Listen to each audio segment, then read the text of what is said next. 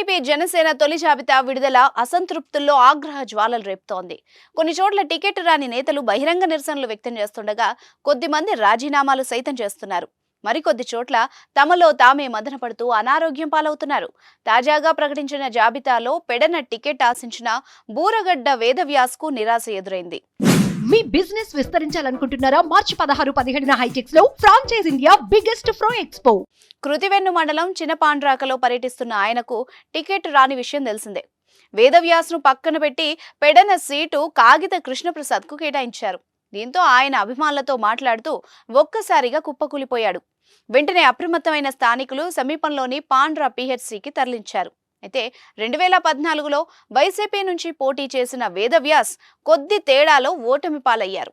2016లో టీడీపీలో చేరిన ఆయనకు 2019లో టికెట్ కోసం ప్రయత్నించారు. కానీ చంద్రబాబు మళ్లీసారి అవకాశం అన్నట్టు వార్తలు వచ్చాయి.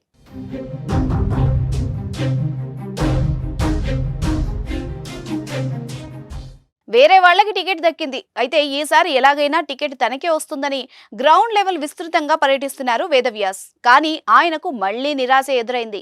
ఈ రోజు ప్రకటించిన జాబితాలో తన పేరు లేకపోవడంతో తీవ్రంగా కలత చెందిన ఆయన ఆసుపత్రి పాలయ్యారు.